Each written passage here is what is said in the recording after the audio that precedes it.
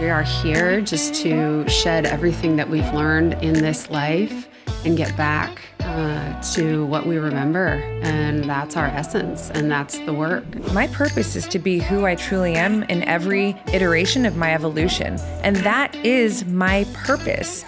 True intimacy, we can't even reach that. We can't even achieve that if we're not showing up unfiltered in the way, just available, completely available for that pure exchange. It's deeply inconvenient to others for us to examine and become the version of ourselves that we're meant to become. And it causes a lot. And that's why some people never do it. Real talk, real wisdom. All heart, all in. This is the Roxanne Show. I'm so happy to be here with you, Casey. Aww. Honestly, I have had the most pleasure dropping into your work. There's a lot of people, there's a lot of talk, there's a lot of conversations in the subject matter that you speak about, that I speak about. Energy is my first language. And I can genuinely and very easily detect when somebody's really living what they share. I feel that when I listen to you, it's coming from such deep lived experience. And so it's like your whole body is speaking as you share what you share. Your heart certainly is so present, and that's where I connect. So I am so excited to go deep, and I know that we can do that right away. So I wanted to bring some of your writing into this conversation and just have you elaborate on the beautiful things that you've written. Thank you. On your Instagram, which I love. And if you don't follow her already. Thanks, Roxy. Yeah. Couldn't have been a higher compliment. So happy to be here with you. Thank you. Thank you. Yeah. Okay. Let's start with this one. So I've kind of titled them, A Return to the Knowing. We're taught from the beginning to look outside of ourselves for love, for safety, for belonging, to be the, quote, good kid, to make people proud, to earn attention, to be chosen. But so much of what we call love has been wrapped up in proving ourselves or trying to control how others show up for us. And when that doesn't work, when our needs aren't met in the ways we hoped, we think something must be wrong with us. But maybe the unraveling isn't punishment, it's a return to the knowing that no one else is supposed to be our source. You found a good one. There's so many. Yeah. I mean, so true. I think it really is like we are here just to shed everything that we've learned in this life and get back to what we remember. And that's our essence, and that's the work, and that's the journey. And so it's just peeling it back, and it's not really learning anything new, but it's opening up to the old, to the wisdom, to what's always been there, to what wants to come through. And I think we are so conditioned, and we take on so many compensatory strategies to belong.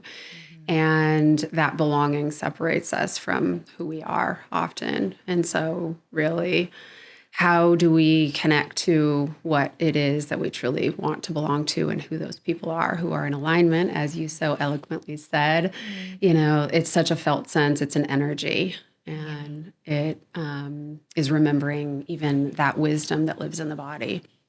Yeah. So I hear the authentic self in everything that you're speaking about. And I've heard you speak so beautifully about the authentic self in many ways. And I really agree with you. I've heard you say, and I'm kind of chopping up your words, but essentially it's, we come into this world and we are truly who we are. We're brand new, obviously. We haven't experienced life, but our souls come here and there's an essence.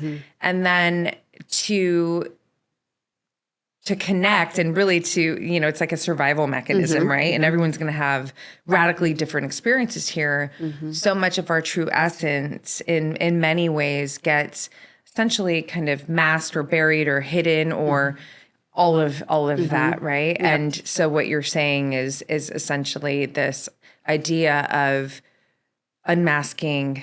It's the release. It's removing everything that's standing in the way of us really being who we truly are. Right. Yeah. Yeah. Yeah. I mean, absolutely. Yeah. It is rediscovering like who we were before we had to take on these strategies and before we had to connect and fit into these systems and the family systems and the society and just all of those layers of, the programming and the learning, and how do we connect back to that essence. I think it's our blueprint and really our mission here. It's the greatest activism we can do. I really do believe the greatest activism is going inward and really getting to know ourselves deeply, and that's what changes the world. I love that you say that so much, because I remember doing a podcast episode several years ago, and it was this idea of like, what's your purpose? And I said something, and it was almost maybe, I was like, this might be a little controversial or sound really, I don't know how it's going to sound. I'm not going to judge it. But I know this to be true for me, that my purpose is to be who I truly am in every iteration of my evolution. And that is my purpose, to be so devoted to this unfolding of who I truly am. And what I have found that is so special for me is that it ends up being the greatest contribution to the world. I mean, this is an example of it, right? I'm just being who I am and like following what's true for me and expressing myself. And it's positioned me to have the show, to meet incredible women like you who are, doing incredible things in the world.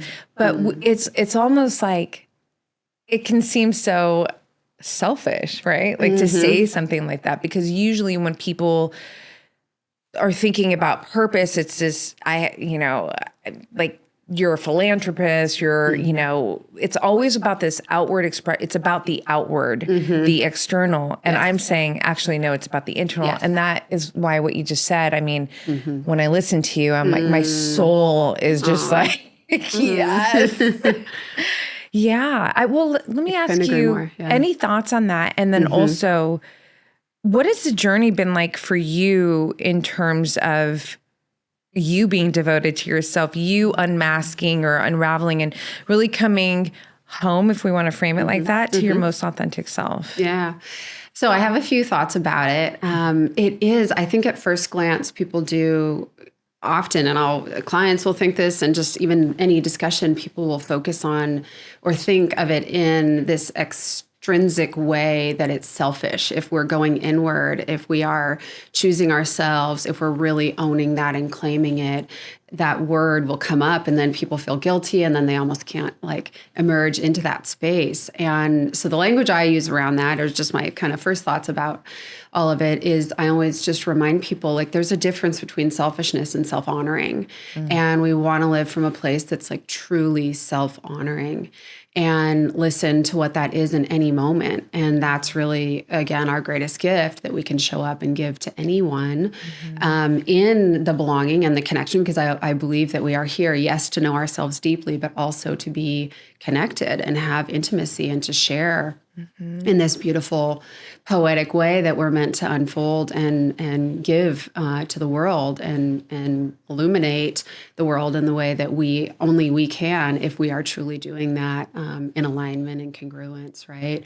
And so, I just invite people always to feel into the difference between self-honoring, and you can feel it, right? There's really a consciousness that is so different from a selfishness versus a self-honoring. And so that's what I would say, about that. And it's the most vital thing we can do, really, is to remember that. And frankly, I mean, there's like a polarity there that you can even feel. It's the opposite of selfish, because it really is the greatest gift to any relationship, any exchange that we can be in.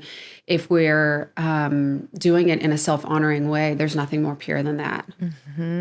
Yeah, and that, I've heard you speak about this as well, and how that, and I completely agree, but just how that impacts relationships, right? Like, if I'm not being true to myself, how am I going to be true to anybody? It starts there. Yeah. You can't, right? Yeah.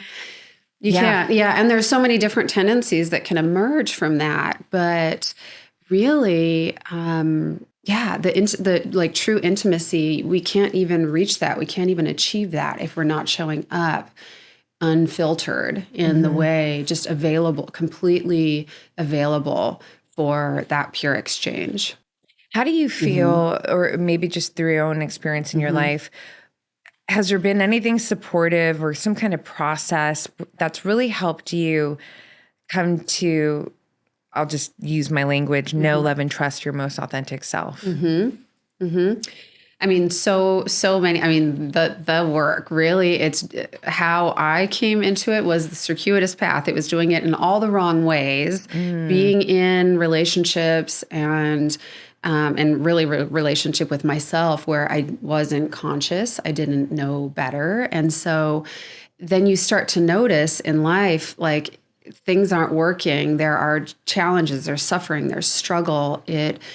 You're missing, you're efforting, you're overexerting yourself, and it's still not quite clicking. And there's pain and there's suffering in that because it doesn't, it can work so far, but it doesn't take you the distance. And so for me, that was really kind of discovering, kind of in my story, that none of that was working for me specifically. It was and it's in everything. If it's in one thing, it's in everything, right? So there's no separating that. But where it became really clear for me was in my first marriage. mm. And so before I did any conscious work, before I knew myself at all, I found myself in a marriage. And so it all kind of unfolds because there isn't a pure exchange, right, that happens when we don't really know ourselves. And so how can we really know anyone? And we meet people as deeply as we meet ourselves. So it's really kind of understanding that in that relationship for me, not happy to go into the details, but not to go into them too deeply. 12 years of being in this relationship and then just everything was having complicate, there was just Yeah. struggle, there was complication. And so eventually I had to stop and of course I'm like looking over at my husband at the time and like wanting to fix him, like, that classic thing that we get into. And so what's going on there? And let me figure it out and let me be an expert. And I just was such an expert in him that really what it was for me is I had to discover, and of course, I was a quote unquote expert in him, haha. But I had to really discover that I really like that was at the detriment of being an expert in myself. And Mm. so all of that is this, exchange and transaction that's happening that really isn't as pure as it could be. And of course, I think it's pure and I want it to be pure and I have no idea how to do that. And so for me, it really, everything had to fall apart. Mm. And I had to then start asking and seeking to know myself so that I could ever really know anybody else. And so that's what I did. I went into therapy, I went into seeking, I went into searching. I just consumed until I figured out that I loved this. First of all, I was like Yeah. deeply passionate about it. And I kind of got the hang of it, learning how to do it, and then I wanted to go in and do this in a more profound way because I recognized like, this is actually kind of my purpose. Like You're living your dharma. yeah, For yeah, sure. yeah. Yeah. So, And it's felt again, like everything that you share is really, it's a felt experience. mm, I, it's interesting. I'm a total nerd with biology and neuroscience and, things related to health and yeah, vitality. yeah, me too. Yeah. I mean, it's all connected, right? So it's hard not to. Yeah, Yeah. right. I find that, like if you have a tummy ache, right? Mm-hmm. And your tummy's speaking to you in the only way that it knows how. It can't speak like this, right? Right. So I find, and I really believe that in scenarios like that you just explained, right, where you're going through the journey and things are just friction and it's not working and it's just not feeling right and you're struggling, it's like your soul is speaking to you Yes, in absolutely. the way, right? Yeah. no question. Expand on that. What do you feel about that? Yeah, I mean, for me personally, I notice that, especially when we're deeply intuitive, there's usually a time that we've lost a connection with that. We've betrayed or abandoned ourselves. We're not really listening to the messages. We're getting them. And I also, just believe that the body is the densest layer that comes through. So it's coming through in all kinds of ways. And then eventually it comes through as dis-ease or pain or discomfort or whatever on this physical level. And so it is always there, and we often just, skip over it or don't notice what a connection there is. And so how do we pay attention to all the layers of our being and listen, because the body will speak to you. And it's our job just to get out of the way and listen to the messages and try to understand. And they're usually actually pretty simple. And if we do that, we can cut through. But I know for myself, during that time, especially in my life, but probably a lot of my life, just total disconnection from listening to my body. So I've had health issues that have shown up and struggles. And then it's kind of harder to unwind that and learn and reintegrate the relationship with your body, your intuition, all the messengers that are coming through all the time.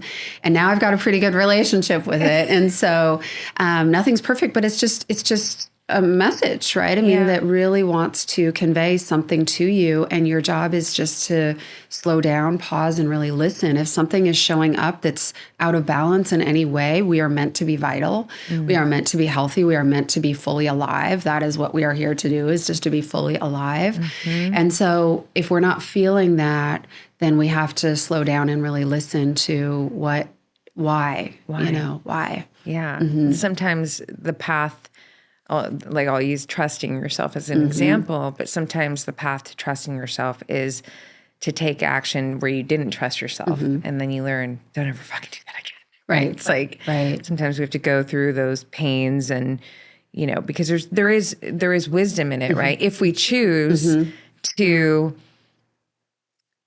sit with it, metabolize it, and extract that wisdom to the best of our ability, right? Like in my life, I've been writing my whole life, right? Privately growing up as a diarist, and then, made it public. And I really believe that writing has been the greatest, and still is even, it's been the greatest tool, a very sacred tool for me to do this work, right? Because essentially it's just a conversation, the most intimate, raw. You're not going to lie in your diary, right? And if you do, I don't know what to say about that. You're doing it wrong, It's like, that's weird.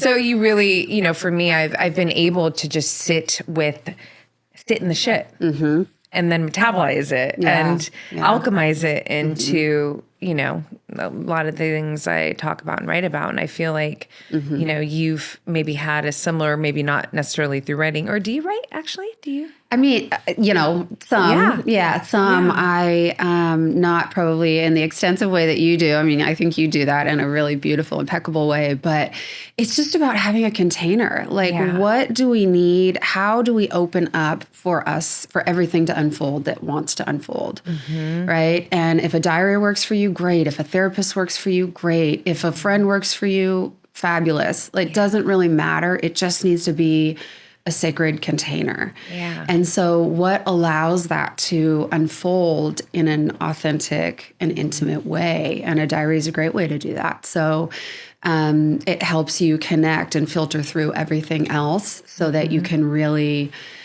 use that, right, as a reflection back to yourself and no more.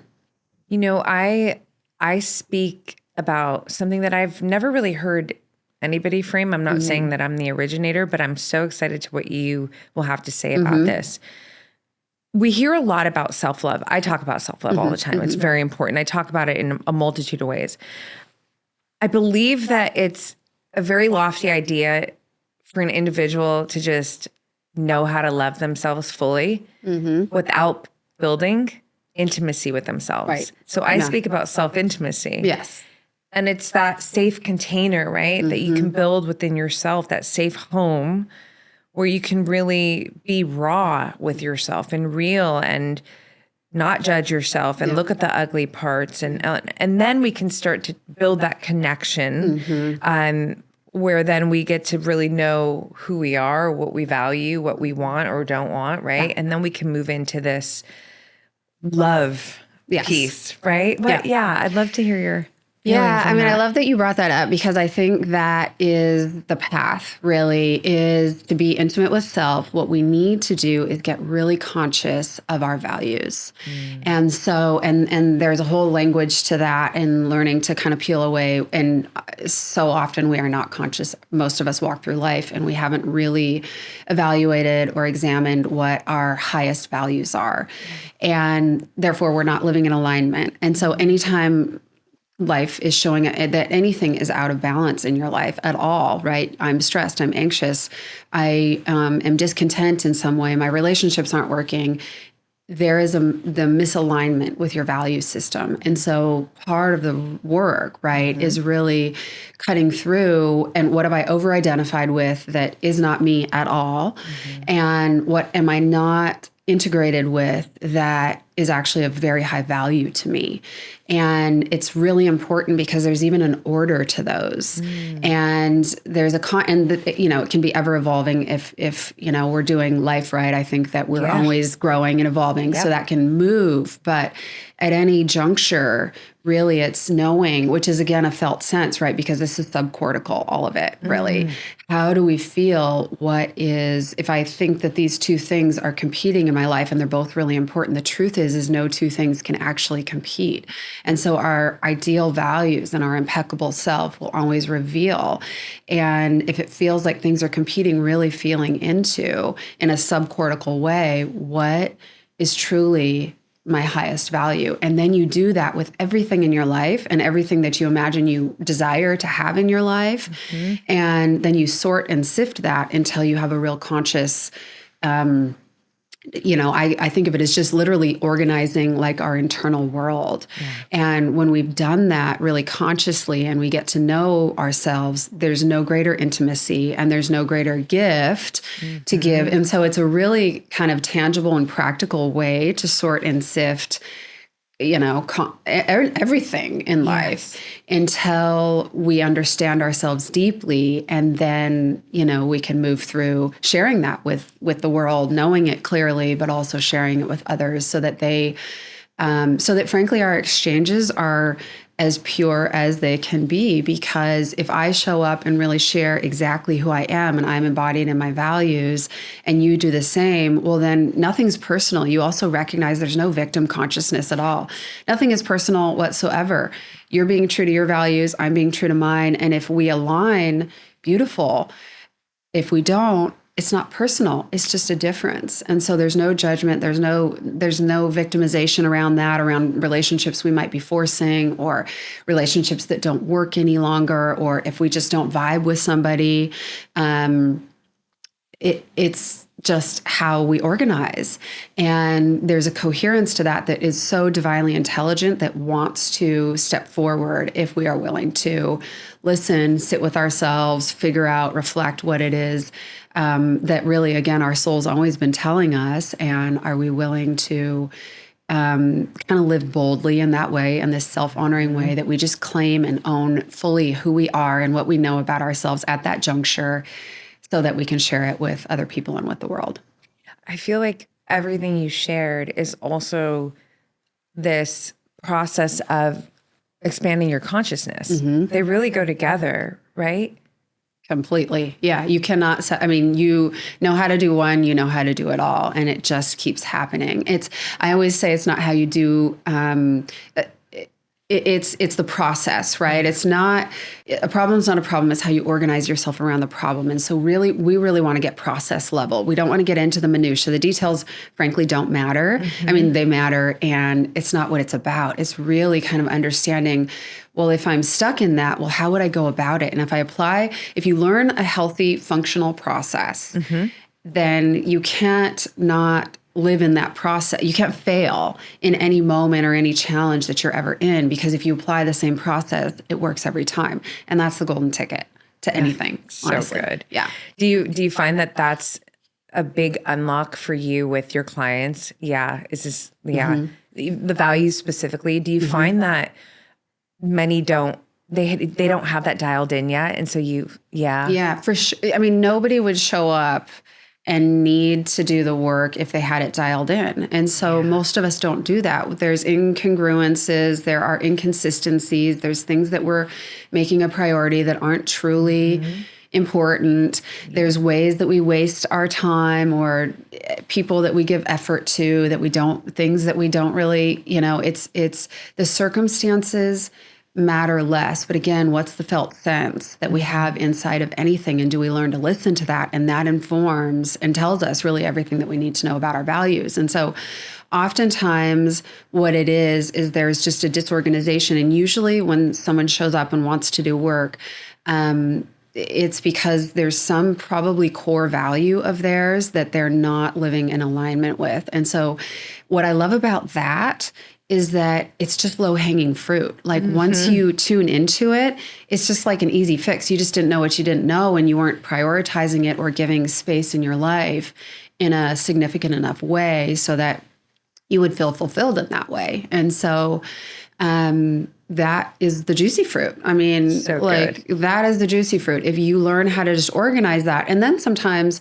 we're still stuck. So we do that, and then we'll have relief right away, because there's always going to be something that we're just doing out of alignment.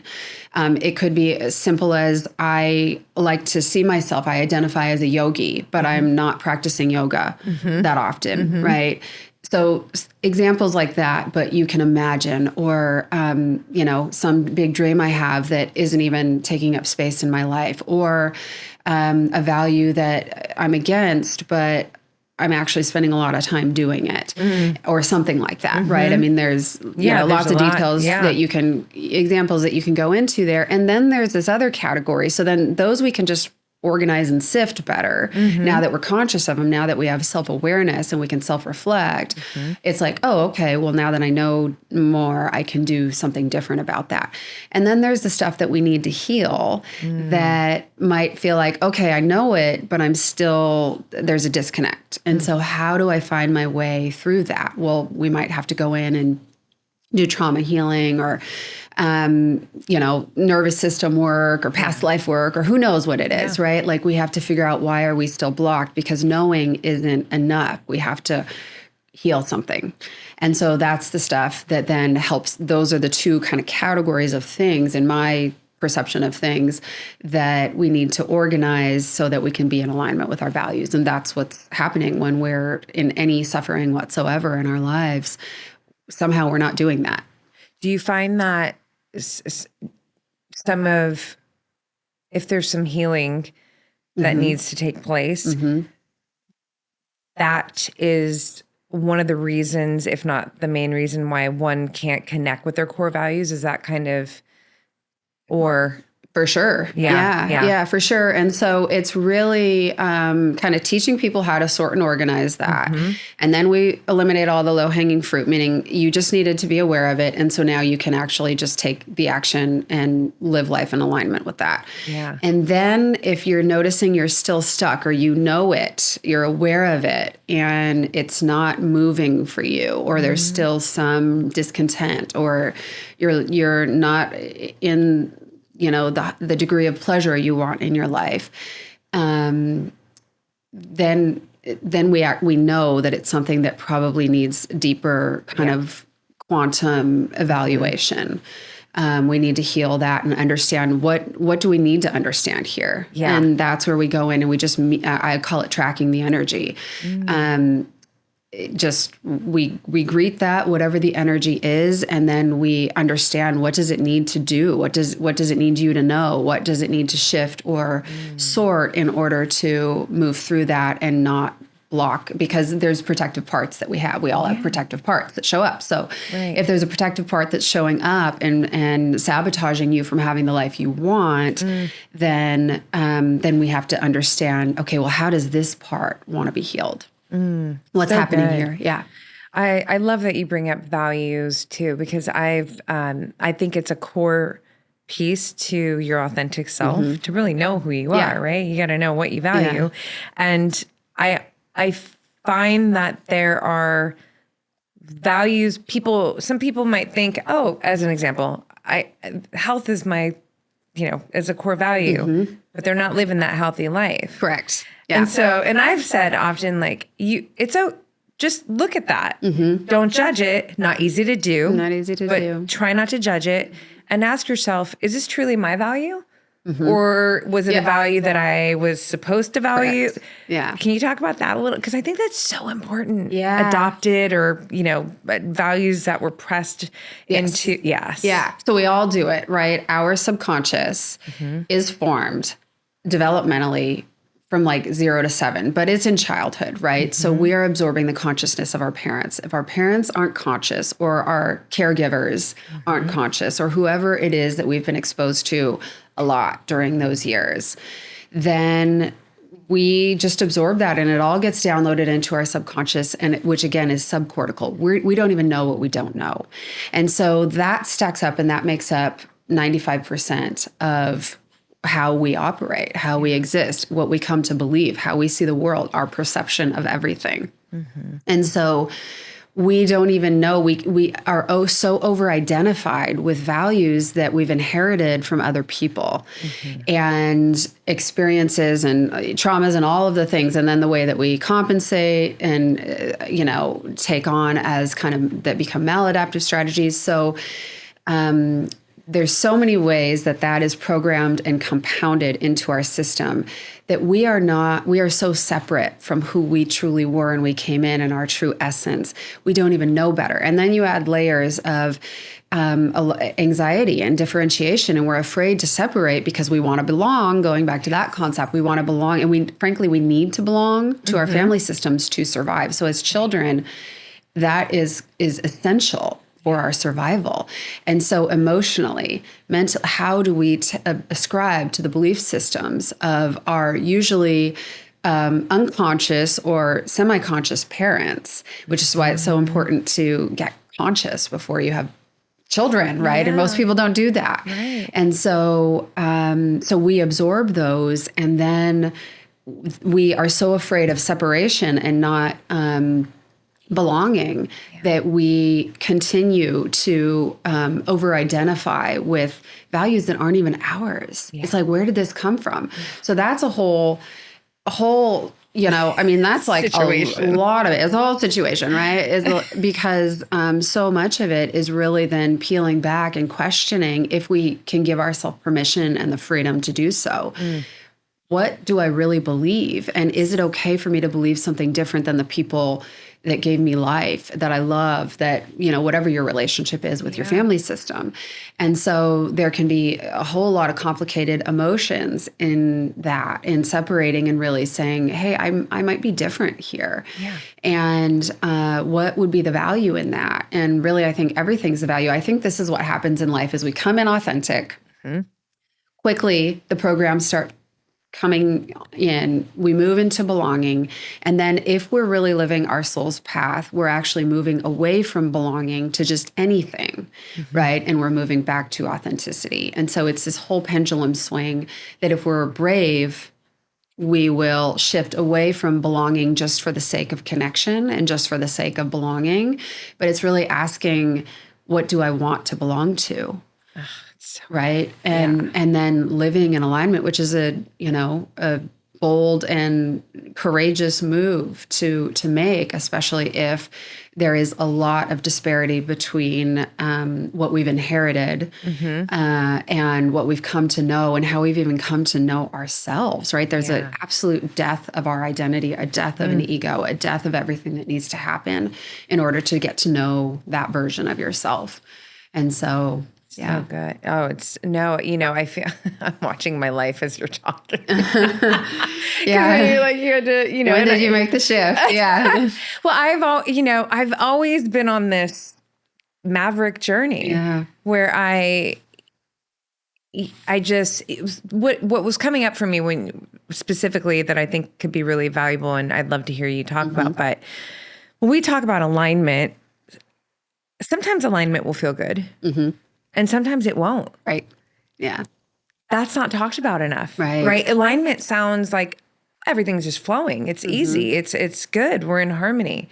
And I can tell you right now that I can look at my life and go, I'm living in alignment with my true self. Yeah. And that has caused chaos Yeah. at times Right. in my world, or maybe because perhaps, as an example, a loved one didn't understand why I was moving to that city and didn't, didn't have it all sorted out.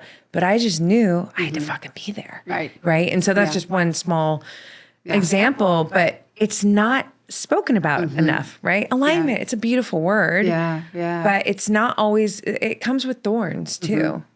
Absolutely. So it traces back to really the nervous system. So to truly get into alignment and know what that is and be able to envision what it would be to embody that, we have to separate from our old self. We have to separate from any connections that we have that are dependent on us being the identity that they need us to be, which is what we absorb, right? Is what we inherit in our family systems, certainly, but our friends and marriages and relationships and all of that. Who do you need me to be? And usually what we unconsciously do if we're not really living in alignment with ourselves is we take on that because we're rewarded for it. And so, and then, that dependency, that codependency of who you need me to be. And it's so, we don't even know we're doing it, right? But who you need me to be is so important for me because I need to belong and I need to have, you're meeting some need of mine because I feel loved or I feel important or I feel significant or I feel helpful or I feel valuable or I feel, worthy or whatever that is. I am getting that. And so it's a transaction unless I've really evaluated it consciously. Yes. And you're doing your thing and I'm doing mine and we're just unconsciously transacting. And so it's deeply inconvenient to others for us to examine and become the version of ourselves that we're meant to become. And it causes a lot. And that's why some people never do it. Yeah. Some people never do it because it is truly courageous. It is truly bold, and it will test every relationship that you had before you did it, every relationship, and really ask, what is the value of that relationship and how can it exist in the wake of me having my awakening? Right. And do we still, which isn't personal, but do we still resonate with one another? Or is me embodying my values make us two separate? Or is there one value that I take on, for example? There could be many, or there could just be one that disqualifies the entire thing. And so it's painful. I mean, it is painful because you truly, to choose yourself and to choose this path, you have to be willing to let go of everything and anything that would prevent you from becoming that. And it's not easy to do. Intense. Yeah. It's self-devotion. It's right? Self-devotion. Yeah. One of my favorite words. Me too. Yeah. It really, so I'll just share it with you because I think you'd appreciate it. So on the subject of self-love, I see self-love as an ecosystem, and there's sort of core pillars. There's these attributes, and some of these attributes carry a lot more attributes in them, like integrity. But I see self-love as self-honesty first. You're not really loving yourself if you can't be honest with yourself, self-respect, there's integrity in that. There's a lot in there, actually. Self-compassion is so huge. I frame it as like the undercover badass in your corner, because it really just self-compassion is a big part of the conversation for me. Self-devotion comes next, and then there's self-ownership. And it's really, and self-ownership is like the synthesis of all those other attributes working in harmony. Accepting yourself is vital. We need to do that, right? It's not always going to feel good, right? But there's another level that comes after that, and that's owning who you are. Right. And I hear a lot of the language like that I just shared. I hear it a lot in the various conversations that you've had that I listen to. That's why I feel so deeply connected to you and your work, because I'm like, oh my gosh, yes. Yeah, likewise. Yeah. There is alignment. There is real resonance, right? So it's no coincidence that we are here, and I believe that's how it works. And what's so beautiful even about that, if you think about the fear that we would have to face in order to confront becoming this version, it's like what's on the other side of that is also so juicy because the people that you connect with, the resonance that is going to be there is next level. Yeah. It is so much better than any transaction you can have in order to just stay connected. To have that level of intimacy, now you are at in a whole new realm. What is possible and what you are capable of in terms of that intimacy is like profound. It's next level. It's the deepest connection you could possibly have. And so often we're afraid of losing the connection of who we think we belong to or who we want to belong to or who we have belonged to. Yeah. And what opens up if we really live in alignment, and I love your synthesis of all of that and your pillars, they're beautiful and couldn't be more spot on, honestly. And if we do that, then who we attract and who shows up in our life, I mean, we can't prevent it from happening. It's going to happen. Like, don't even worry about it. It is going to happen. Right. And that connection is, I mean, you can't know what it's like until you feel it, but it is profound what is possible. It's real magnetism, right? Absolutely. And I feel, being magnetic, it's a really flashy word. It's really cool. I love the word, but like when you actually understand what magnetism is and where the depth, the roots of where it actually comes from, I mean, this is it, right? And it is such a gift to be so truly who you are and so aligned with not just your authentic self, but I also feel like it's because it's an evolution, right? It's an unfolding that's continuously happening. And when you're in alignment with that journey, with that unfolding, and you're devoted, I mean, the people that, whether it's somebody for a season or, a lifer, a teammate, it's just there's a different weight and substance to the experience. Absolutely. With the connection. Yeah. Quality over quantity. Totally. It just, I mean, it couldn't be like the quality of what lives in that space is like nothing, you can design. I mean, it's so pure. It's so pure. It's so pure. Yeah. What's your relationship with uncertainty? Well, I mean, I think we can all have it, but I think we just have got to welcome it like fully. So what is my relationship now versus what it was and what most people, that is a journey to really understand that anything greater, like my consciousness is as big as it has ever been in this moment.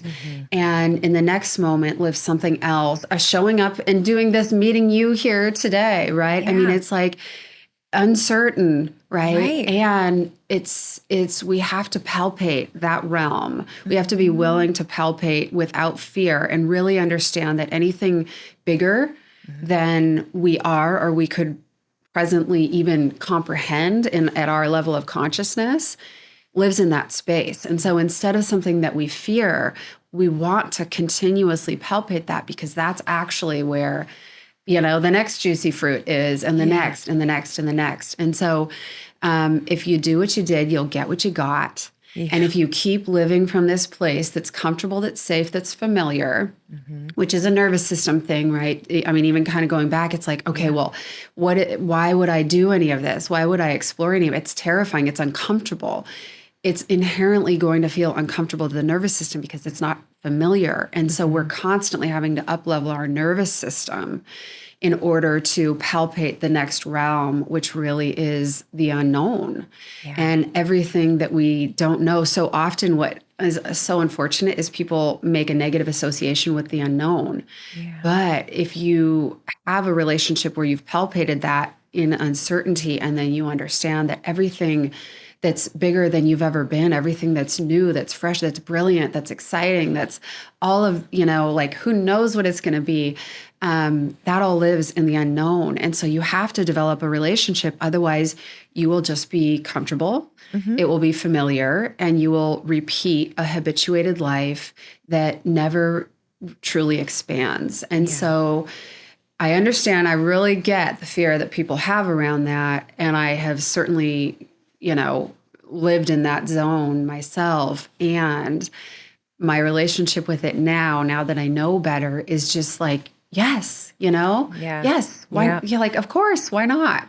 And Totally. you can run it through, your kind of that knowing being inside of you, your intuition, which is subcortical, the energy. Just tap into anything. And it's like, just notice. Yeah. Notice that feeling that's expansive that comes up. And that can be your guide that like allows you to palpate into the next space. It's so beautiful. Yeah. I it's funny because I do feel, and I also understand, most want the certainty. Yes. They think they want the certainty out here. They Right. don't. They want the certainty in here to navigate the uncertainty out here, because this is the magic, right? This is where unlimited potential, like everything you just said. I love what you said. The next juicy fruit. It's so good. Is all out there, right? But you talk, and I know this is a big part of your work, the nervous system. And I mean, Yeah. it's deep, right?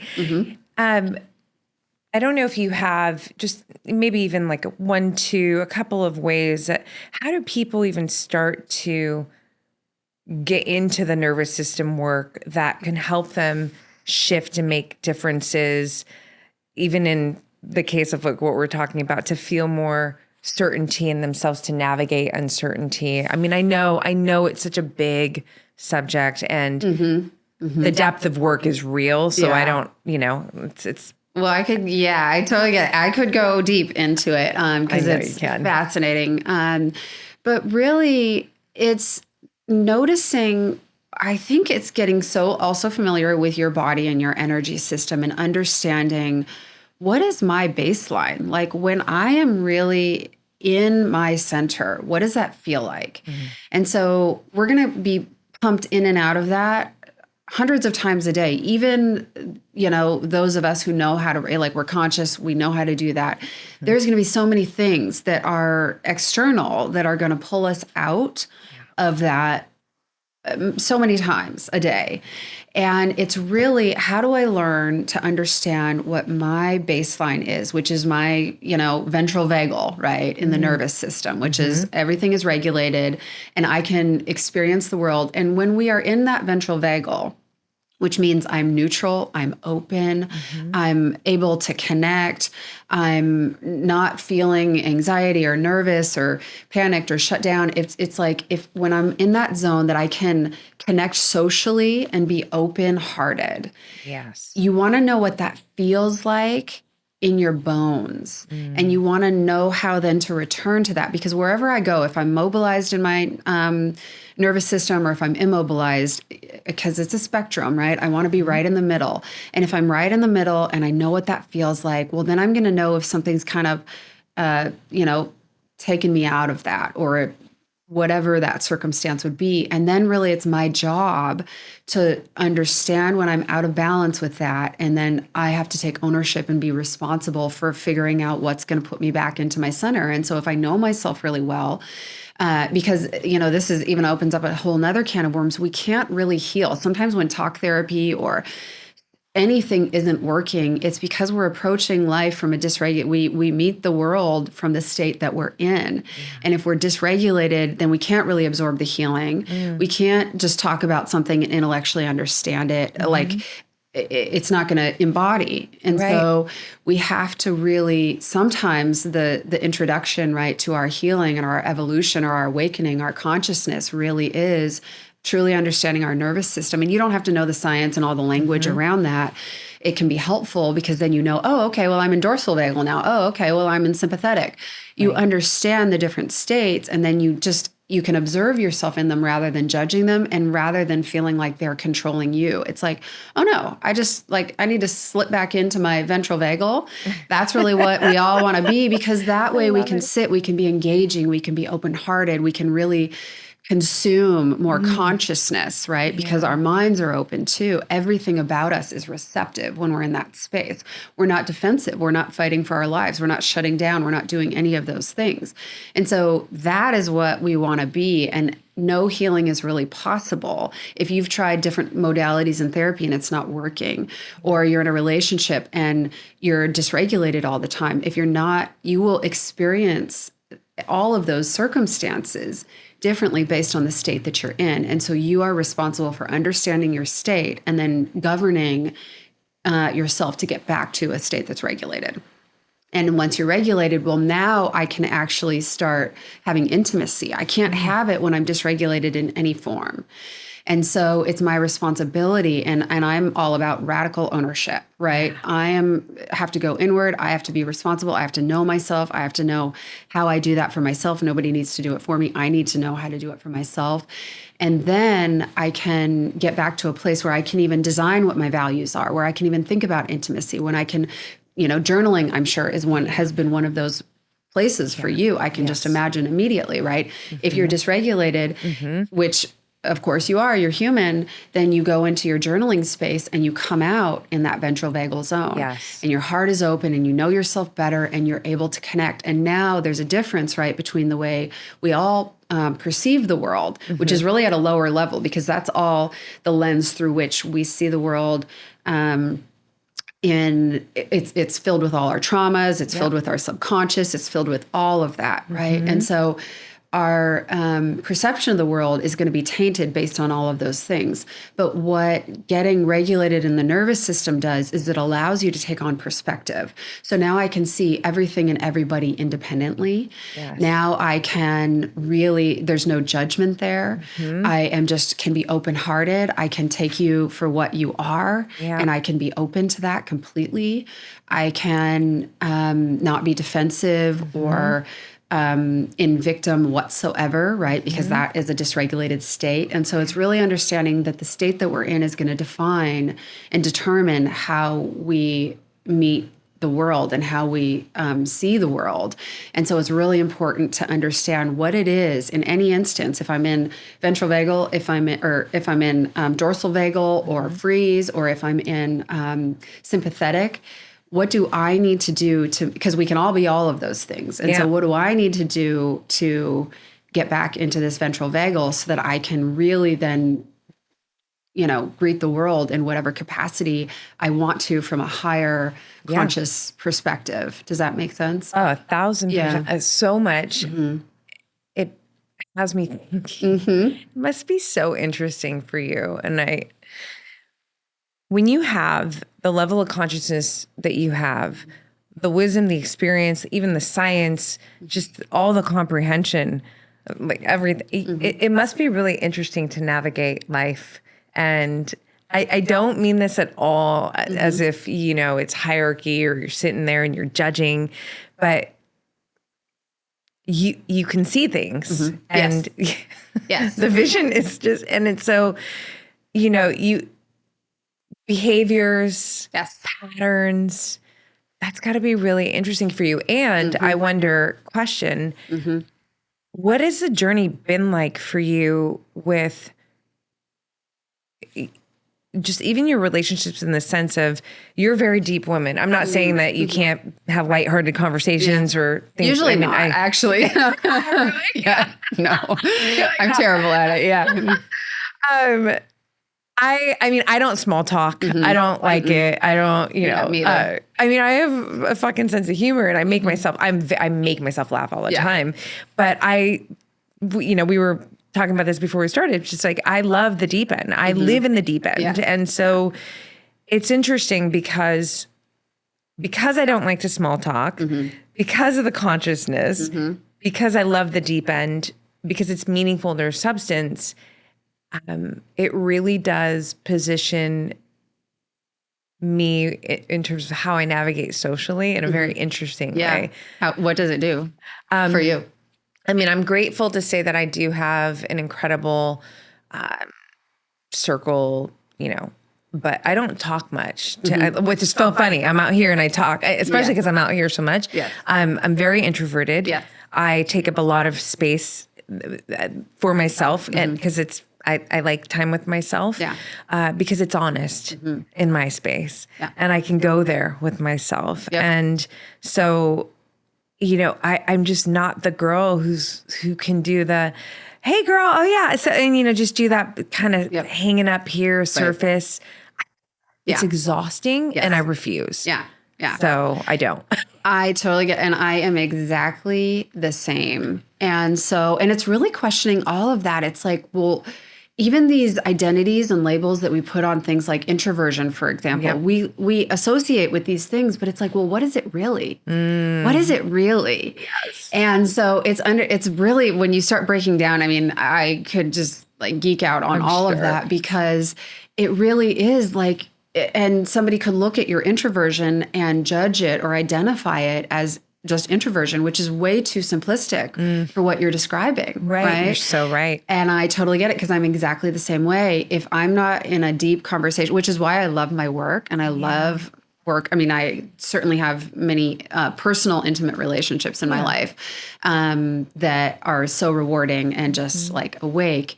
And where I find that I feel that the most is in my work, because people really see me. They are wanting to relate and engage on the level that is interesting to me. Yes. And not everybody in everyday life that you are affiliated or associated with, if you go to a party or you're at a family gathering or any of it, I tend to kind of sit back and I just observe. And I don't say much unless, you know, it really has to be intriguing to me. And I would rather just kind of observe, not in a judgmental way, but I'm just kind of there, and I have a very rich inner world, and that works for me. And so, and yet, if you were doing a session with me or you were meeting with me and, you know, we were really kind of in that, my clients are shocked when when I talk about, you know, being an introvert or even that, you know, label, right? Because they just don't experience me. I'm so engaging, right? In our work and our conversations, and that, it just, you know, they wouldn't even dream that in a million years. But it's even kind of uncomfortable, because I can anticipate that I'm probably going to feel that way in a lot of social. And so, you know, I mean, yeah. It's like, you know, I could take or leave it. Yeah. I'm totally get it. So you just get really selective. I mean, very for me, selective. Yeah. Very selective. And not in a judgmental way, but just, you know, in a self-honoring way. In a very self-honoring way. Thank you. Yes, indeed. What do you find if you could, and I don't know if you can, but if there was one core wound that seems to be like the main theme to people that, you know, you work with, or even just in observation of the world, like, what do you think that is? I mean, I think there are several, right? So there are patterns to those, but usually it has something to do with, you know, worthiness or significance. And then what do we do in response to that? And so I think we have just basic human needs that we all have. And at some point, those have probably been injured. And so then who did we become as an adaptive strategy at that time in order to compensate? And inevitably, you know, newsflash is that those always end up being maladaptive, because we didn't choose that consciously. And so then we repeat and we just do that throughout our lives. And that becomes something that now we're over-identified with whatever we do in order to get the unconscious unmet need met. And so we're always all trying to get our needs met, even when we're really healthy, right? Like it's like, it's about, hey, I know what my values are, and so I want to meet those needs, right? That's not a bad thing. And so meeting your needs isn't a bad thing, but when there are unconscious unmet needs, then what are all the strategies and ways that we go about? And so we're actually really wise and clever and come up with ways to do that. And so it's really noticing, what is that for you, right? For me, I think I had a real significance wound. And so that kind of was the thing that I needed to heal and and own and really see clearly about myself in order not to compensate in all the ways that I would, which would be over functioning, which would be fixing, which would be helping, which would be codependence. I mean, there's all the ways that I did that, right? Before I knew better. And so it's really then identifying, and how I have people track that is just, okay, well, what's the problem? Okay, well, so what is the fear underneath that? And then you just literally track it until you get to the bottom. And then you're going to identify what your core wound is. And we usually all have a couple of them, right? So it could be fear of abandonment or rejection, things like that, right? And so, I mean, your audience, you would know what all of those are. But if you track it all back, you'll really see that everything that you've been doing unconsciously has been in an effort to remediate that unmet need that happened long ago, right? I mean, this is like, sure. Developmentally, as your subconscious was forming as a child. Right. And so how is everything really just an effort to remediate that or wound? Yeah. And yet we're doing it all in all the wrong ways if we're not conscious. And so really identifying, if you just track it back and you just follow the fears. And so someone will say something and you can just tell when you've finally landed at the bottom. And it's usually probably a worthiness thing, probably, one of these. And so, if you track it all the way to the bottom, now you have some data that you can use and you can actually start to see yourself more objectively. It's like you've got altitude now. You can have this bird's eye view of yourself and understand, okay, so everything that I was doing in order to, heal that, in order to meet that need wasn't really working, right? It was just kind of doing the surface stuff. It was giving me the illusion that I was having that need met. And so to really meet it, we need to know what the need is, right? And so again, for me, that was I don't know if you're aware of what your core kind of wounding would be. I think I relate to yours. I don't know if I've necessarily discovered one. Just one. Yeah, I would say there's usually a few. So yeah. Yeah. Well, from my earliest years of childhood, I mean, there was some shit going down. Okay. In the family, up until 12, it was intense, domestic violence. There was, mom left, she had to, because dad was kicking her out. I mean, there was a lot of things there. Right. And so, but the significance part, that really clicks in for me too, because there's so many kids, growing up, and I'm very close to my siblings. They're half siblings too. And so I think there was stuff with sort of like almost, when parents can't really give you the attention that you need and deserve as a kid, and for various reasons, right? In this case, if I wanted to make an example, there's so many kids, and there's survival, always like the survival, right? So you kind of just get lost in the, you don't get that attention, right? That you deserve, right? So I think maybe just in hearing you say that, that's something that I'm like, oh, maybe there's a little bit of that, And so who did you become? And so figuring that and dialing it down even more is, who did you become at that time? And that will tell you, who did you become at that time in order to survive? Yeah, for sure. Yeah, it's interesting. So it's almost like twofold if I think about it.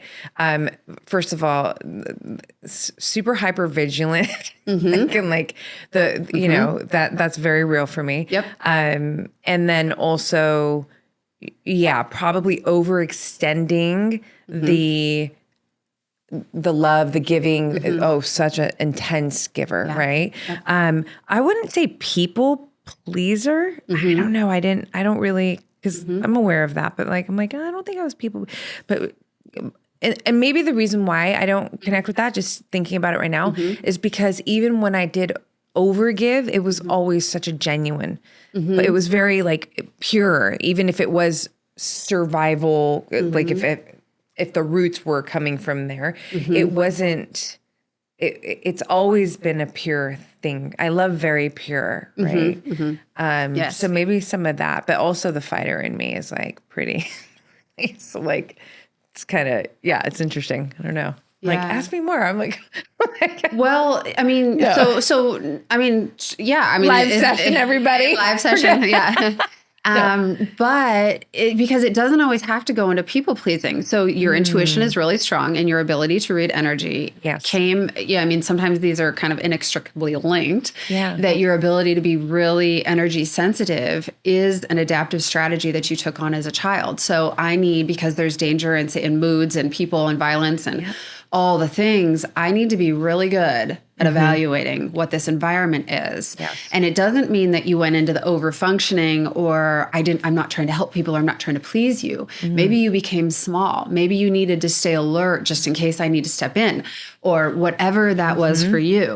Right. And so it doesn't mean that you went into the pleasing, but it's now breaking down and understanding that, there's all of that. So the hypervigilance is really a heightened intuition and a really good perception of what's going on all around you, because your safety is going to depend on that, right? Yeah. And then you also made another unconscious choice, but what to do with that? So some people might be really, oh, okay, Dad, oh, you're really angry, and so then let me go do this for you. Some people and there's so a spectrum of that. So it doesn't sound like you went into like, hey, I'm going to take care of you, or I'm going to do that in an inauthentic way. Yeah. Right. Yeah.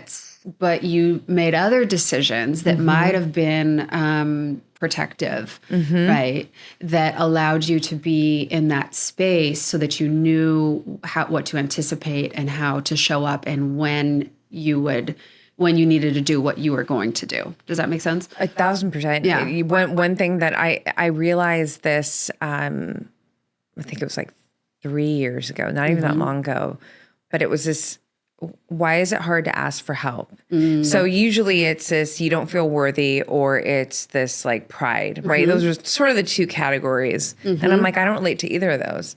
So being a very deep self-inquiry, I'm like, what is it fucking really, Well, and it's even going back to the introvert piece. What I would guess is that part of that was you became smaller. So somebody was taking up space, or this circumstance was happening around you. And so you needed to be small. And so again, how is it that you've identified with introversion, but there was a way that you went in, even going to the nervous system, right? I mean, we could keep unfolding the layers of this, but how were you self-soothing at the time to get through witnessing all that you were witnessing and experiencing? Sure. And so there probably was a shrinking of a strong internal world that was happening, a self-soothing that was happening for you that, again, we can identify simply as introversion, but where did that start and why did it start and who would you have been without that? That's so good. Yeah. I landed on, well, when your caretakers are constantly expressing struggle and you're a part of it, well, the last thing that you want to do is make things harder on your caretakers, like the people that you love and you depend on. So then how does that translate into today's world? Well, you might be my best friend who's like always wanting to help me and show up.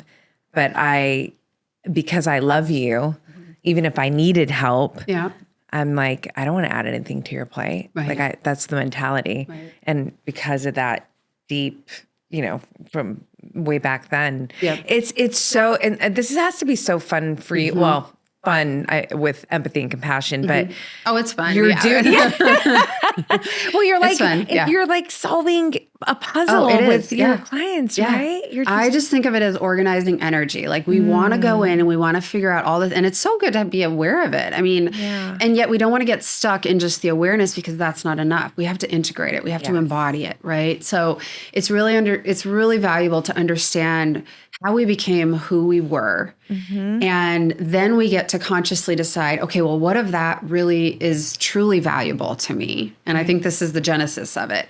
What of that is truly me? What if that's really valuable? What of that was just a compensatory strategy that I took on? And, there is, that's also probably why you are so independent and powerful, right? You're so resourceful, but you have to become really, really, like you didn't have a choice. And so now at this point, that's beautiful, because you can be very discerning about even your connections. It's like, okay, well, I'm not just going to let anyone in. I'm not going to shrink for anybody. I'm not going to hold space and I don't want to have to self-soothe. And so I'm actually going to be very discerning about who it is that I actually open my heart. I'm going to really, tap into that felt sense of what is the energy here? Yes. And I get to do that now. Now I have a choice. Then I didn't have a choice, but I get to have a choice now. Yeah. And so I get to live in this conscious way. And then that is the exalted version of that, right? Yes. Like that is it. Yes. It's so good. You said a couple of things in there and it made me think of this. I was, thinking specifically about relationships and how, there's a big difference when you're closed and when you're clear. And I remember this years ago, I was talking to somebody and I'm like, I'm not, in terms of relationship, I'm like, I'm not closed. I'm just clear. Clear. Yeah. Right. Yeah. And it could look almost like when you're They clear, can you're feel closed. yes. Yeah, it can feel that way. And somebody, that was just taking a surface look or didn't know better might feel that way. And I would argue that there was a point that you were closed, that you had to become clear, right? You had to become clear in order, and that's the embodiment piece, right? Yeah, and so, double click on this. I'm double clicking. Yeah. Go, Casey. Elaborate on that. Because here, I'll throw this in. I do believe that solitude is so important. We're not talking about isolation. You speak about something called the tower moment. Do you see how this is all connecting right now? They don't know yet, but you're going to open it up right now. Can you talk about what is that tower moment and maybe talk about I'm sure it'll integrate naturally, but like the solitude piece and then coming into that part of yourself. Yeah. Well, I mean, it's even like, everything is a spectrum, right? And there's polarity, energy, and absolutely everything. That's the universe that we live in, that's animate, and it's kind of understanding and palpating those energies. And so what somebody may kind of observe and judge on the outside without knowing better, right? And they may feel alone or lonely, right? Well, what's the antidote to that? It's really like solitude, which is the most beautiful, rich place you could ever be, is totally content and alive in your inner world, really. And that's where we want to go. And so I think often what you're referring to when I refer to a tower moment is something's not working. Like we recognize that we're in pain, we're in suffering, there are challenges, things external, anything that's happening around us is also happening inside of us. So if something's not working, then there become these moments for me, right? It was when my life and my marriage and all of those things were falling apart. It's like, I can't keep going outside for the answers. I have to go into my tower. Yeah. Right. And really welcome the solitude, which is the last thing, because I'm always, outside and trying to do in this way. I'm trying to make, okay, if you're better, then I'll be better. Okay, well, if you're happy, well, if you're this, then I'll be this. Right. And it's really recognizing like that isn't ever going to work. Or if it does, it will be temporary. Yes. And so the sustainable solution is really welcoming the tower, saying, I need all this shit just to fall away. I want to go inward. I want to be kind of in my solitude, which is my tower, right? Yeah. So to me, that's synonymous. Like your tower is your solitude. And from that place, I want to sort all of this stuff out. I really want to get to the bottom of what is going on. And so we kind of need that time where we can just be introspective and really challenge our beliefs and really understand ourselves more clearly so that we can just understand the whole big picture. And until we've really done that, we're not actually available for any of this stuff that we're talking about. And so sometimes that's having a guide. Sometimes you can do that in your journal. Sometimes that's just literally sitting in meditation. Whatever works for you doesn't matter. You know? It's where you can have that felt sense that, and I always refer to it again as a container, just because how can something larger than me hold me so that I can expand into the edges and find, more greater edges there. Yeah. And which again is the unknown. It's the uncertainty. I can't grow from this place that there's not that reflection or that mirroring happening. I need something more expansive to hold me so that I can palpate the unknown, so that I can palpate what I'm not seeing, so that I can take this realm that has been invisible to me, that's accessible if I choose, right? Yeah. If I choose to actually seek that out, it's accessible. Yeah. And so that realm, I want to palpate that. And I don't know a better place than the solitude, right? I don't know a better way than really just saying, okay, I want to understand. Like I don't know anything and I want to figure this out. I don't have all the right, my ego has to completely die and be put aside so that I can really question everything. Yeah. Question. Um, I'm more than halfway done with my book. I'm so excited about. And there's an essay, it's a collection of essays and prose. And one of the essays is called Question is Not a Dirty Word. I think questions are so important. They have been the greatest gift, like for just the self-questioning. So I love even how you talk about getting to the root cause of things, right? Peeling back those layers. And unfortunately, like a lot of people are uncomfortable with the questions, right? And I get that. I totally have empathy and compassion. Like I understand. None of this is easy. A lot of it is not sexy. It's not going to be fun. It's not fucking Instagrammable. Yeah. It's like, but it's still the fucking assignment. And when you can get comfortable with the curiosity, the curiosity can start to override the judgment. Right. That's the goal, right? That's the goal. Yeah, absolutely. It's, be curious, just really be curious. And we can elevate from a place of judgment because it's a higher consciousness, right? Yes. And so if we can really be curious, then we can, just like I'm sure you do in your journals and in your essays, you can expand that container for yourself. Yeah. And so if you are having a hard time doing that, if you're stuck in your perception of things, then how do you get higher perspective? Well, you might need somebody to hold a container for you. It can be anybody, right? But who is going to challenge you in a way that you feel safe to explore what might be more expansive than that, to think differently than you've thought, to approach things in a different way. And then we can separate from any victim consciousness. And it's not enough, again, just to have the awareness. Then how do we give ourselves permission to live life in that way? And that's the integration, which people will get stuck in the over-intellectualizing, right? They'll get stuck in the awareness, and then they will still feel some discontent. And so we need the awareness, but we have to shift it into embodiment so that it's your lived truth. Right? Yeah, and not a stuck identity. Right. Right. Yeah, because there's even more suffering for people in that liminal space of like before ignorance is bliss and we really kind of don't know what we don't know. Then we take on the awareness, and if we're stuck intellectualizing, which is what a lot of people do, like in traditional therapy, people will get stuck there because they're just repeating the same stories and they don't know where to go with it. Yeah. And so now they have more awareness in their patterns, but they haven't really given themselves permission, this radical permission to start to live in alignment with that, which means you have to change everything. You might have to get rid of everything. You have to be willing to do that in order to really integrate.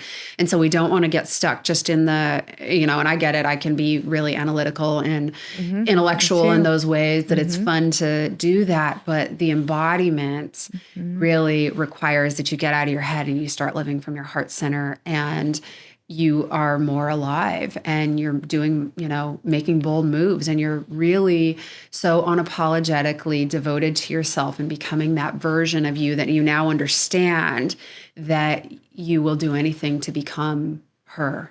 Yeah. I have nothing more to say after that. That was the ultimate mic drop. No. I'm listening to you and I'm just like, what would her parting words be? And, and I'm like, that was it. Oh. You're incredible. Oh, likewise. I mean, if you have any parting words, like I'll ask you one more question, but I'm so grateful for this connection. And I'm really, I know my audience, especially my long timers, like they're listening or watching this and they're like, oh shit, this is a friendship. Yeah, truly. If you were to give our listeners or viewers just one golden nugget, I mean, everything that you've shared is a golden nugget, but maybe like one big takeaway, something for them to contemplate, to, play with in their minds, what would that be? I guess maybe it's just something simple, which is on theme with what we've already been talking about, but just really be curious and ask yourself and be willing to answer it honestly. Do I feel right now in this moment, do I feel truly alive? And if the answer is anything but yes, then what would you do about that? What would you do? I love it. And do you want to be fully alive? Yeah. I love it. Mm-hmm. I love it. Yeah. Thank you so very much. Mm-hmm. This is round one. Mm. We have more rounds to do, Okay. truly, because I I would know love with that. you, we Yeah. didn't even scratch the surface, Right. but you were truly a brilliant woman. And I really, you are a contributor. Your work is so legit. It is such a contribution. And I'm very just honored to be able to have you on the show, to put a microphone up to your heart and to your soul. And I can't wait for the next. Me too. Thank you you so much, so Roxy. much. Likewise. And that, is just a reflection right back to you. So Thank you. ditto, girl. Thank you.